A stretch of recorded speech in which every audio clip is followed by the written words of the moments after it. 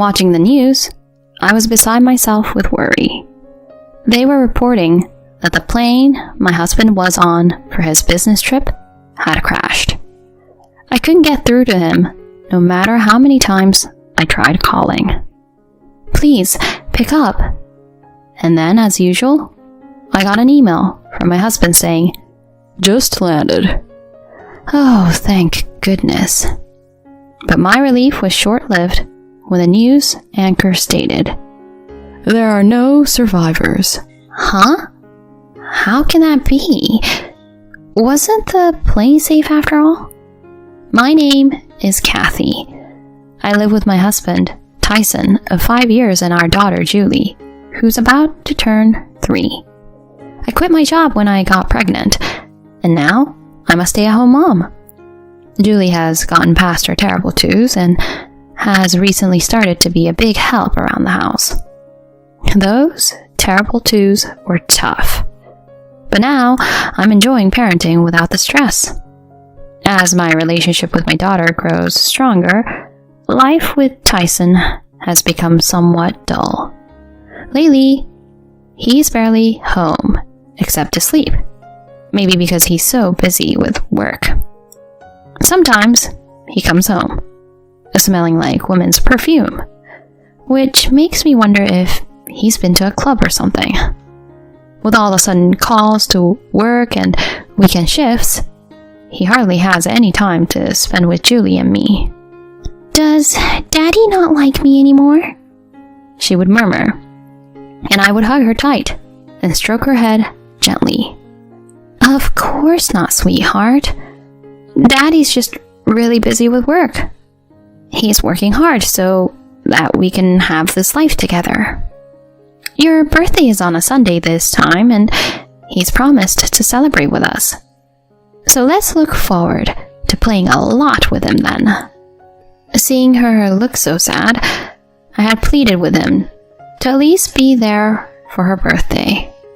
"I'll definitely take the day off," he had promised, and I was looking forward to celebrating together as a family.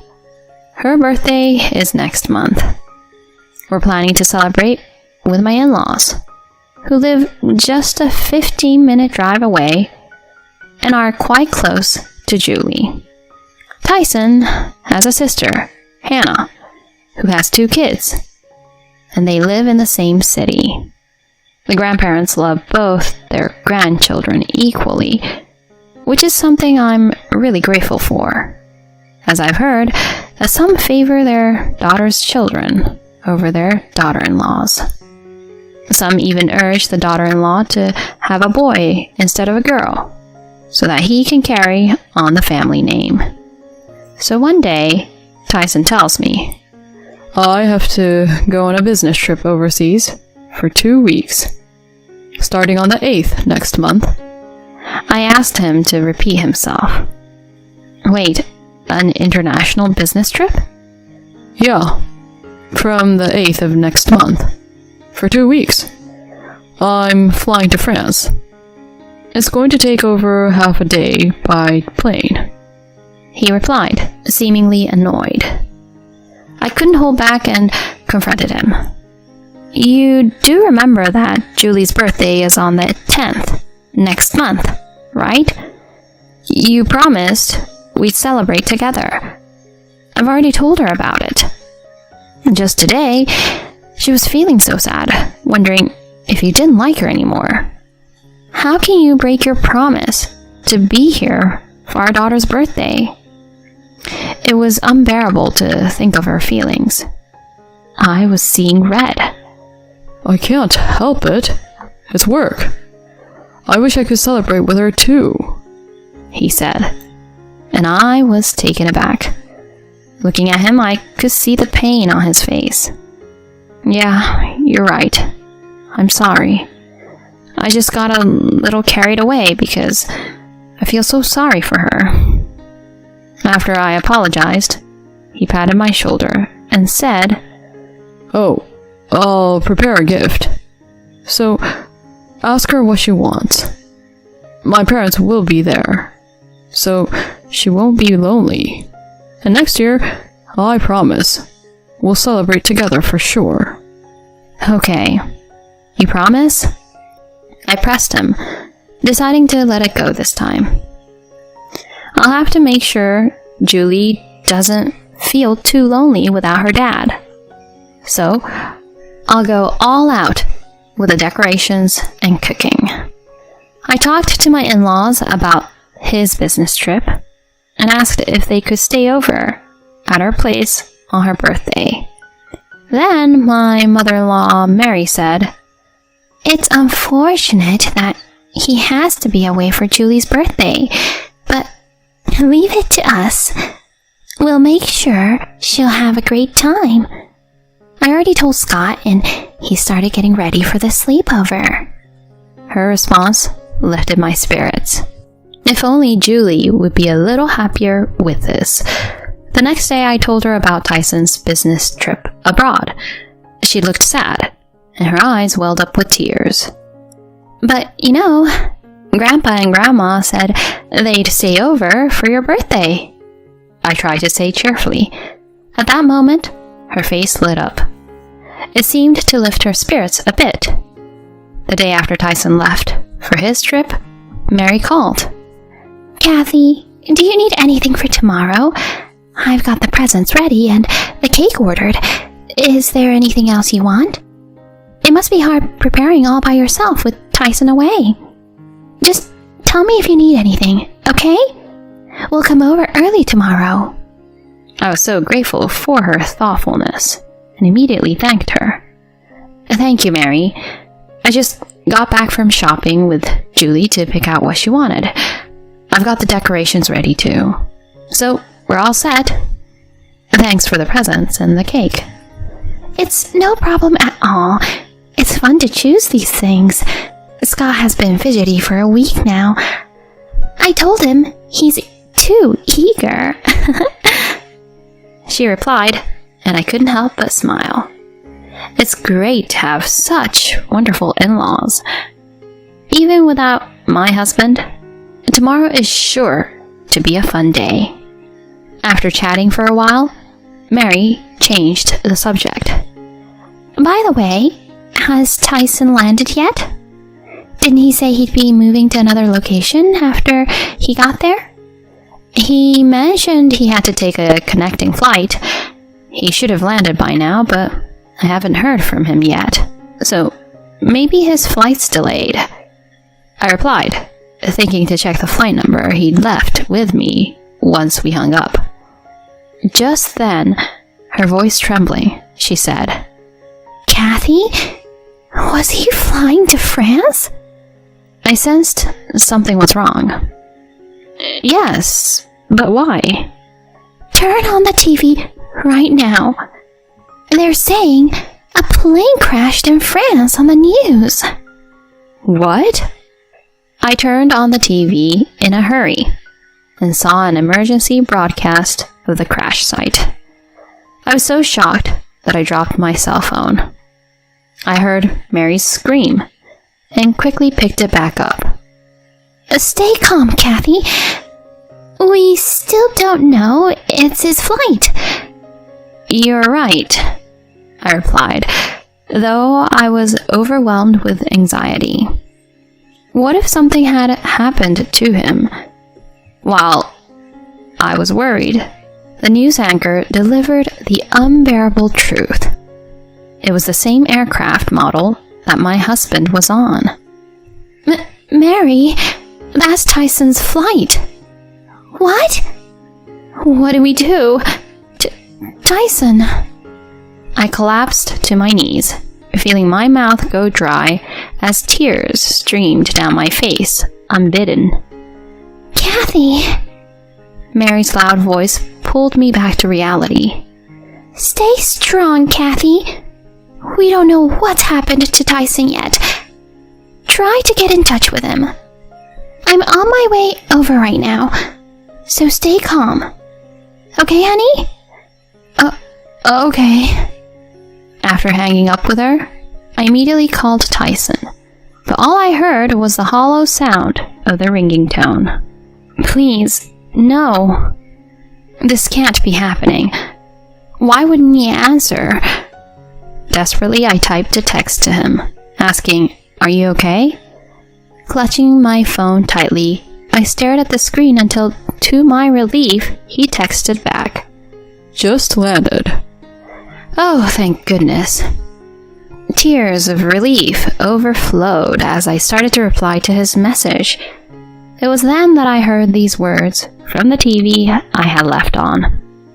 "There are no survivors." Huh? No survivors? How can that be? That was supposed to be the same type of plane Tyson was on. I couldn't stand it anymore, so I stopped texting and made a phone call instead. But I couldn't get through at all. Why isn't he answering the phone? When I switched to text messages, I finally got a text back from him. "Oh, I just got to the airport, and there's a lot to do, like picking up luggage." Seriously? He's not even thinking about how worried I am. I was getting increasingly agitated, a mix of anxiety and anger building up. The news said your plane crashed. I was so worried. Just pick up the phone for a second. Let's do a video call so I can see your face. "I'm safe. The crash wasn't my flight. I'll call later. I have to get moving now." He sent such a carefree text. After that, no matter how many texts I sent, he didn't reply. Ugh. Can't he see how worried I am? Well, at least I was able to confirm he's safe. But my mood completely soured when Mary called. I just called Tyson's company before heading over. They said he's on extended leave. They were like, business trip abroad? It didn't seem like they knew what I was talking about. Her words made me realize everything. So, that's it. The long business trip to France was a lie from the start. Had I ever felt such hatred towards my husband since we got married? Mary. I decided to tell her about everything. About him hardly ever coming home, showing no interest in the family, returning with the smell of women's perfume on him. I had been reluctant to suspect infidelity, just because of the perfume scent, and tried not to think about it. But now that he's taken a long leave and lied about a business trip, infidelity was the only thing that made sense. Mary was openly furious with my conclusion. That idiot son of mine! It's us who were foolish to worry. Kathy, come over to our house. It must be tough to be there with just Julie. I decided to take her up on her offer. Once the move settled down, Mary and Scott apologized to me again. Even Hannah, my sister-in-law, came to cheer me up after hearing about it. I was touched all over again by the kindness of my husband's family. Despite them being such good people, I couldn't help but wonder why Tyson was such a jerk. I ended up hiring a detective agency to gather evidence of his infidelity. Then I got a photo of him at the airport with his mistress. Unforgivable. So he really was cheating. 2 weeks later, Tyson finally called. "Hello, Kathy? Where are you? I just got back from my trip, but my key won't work. Can you come and unlock the door?" He must think I'm oblivious. His voice was so nonchalant. I decided to confront him with reality. Even if I came, it wouldn't open. I don't have a key.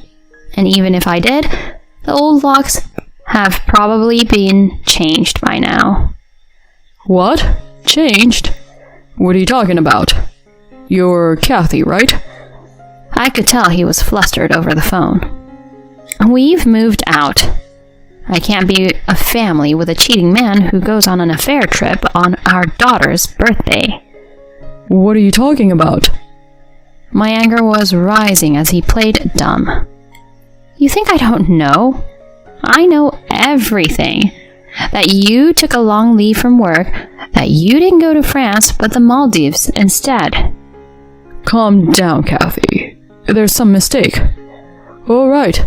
There was a colleague who took a long leave. Maybe you're confusing me with him? Are you kidding me? You think you can fool me with that? I'm underestimated, that's for sure.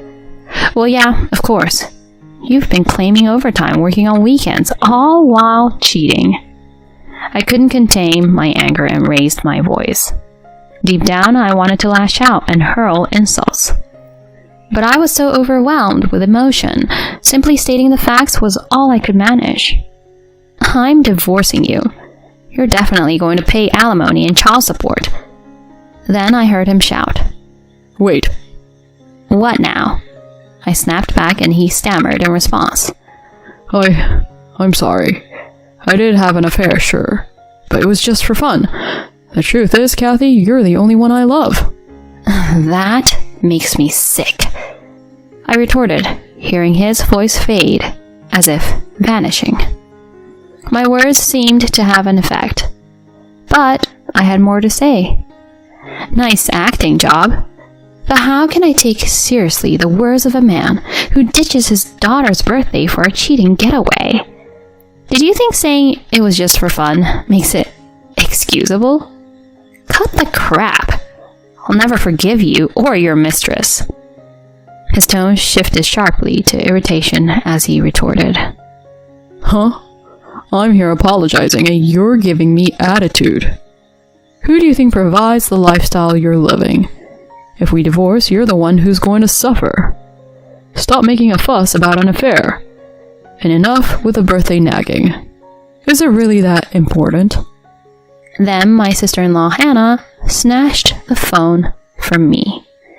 Who would want to stay with someone who can't even cherish his own daughter's birthday? Huh? Hannah? Why are you with Kathy? He seemed surprised by her sudden involvement. But that wasn't the end. There were more surprises to come. I'm here too. Mom? I'm here as well. Dad too? At this point, I revealed our ruse to Tyson.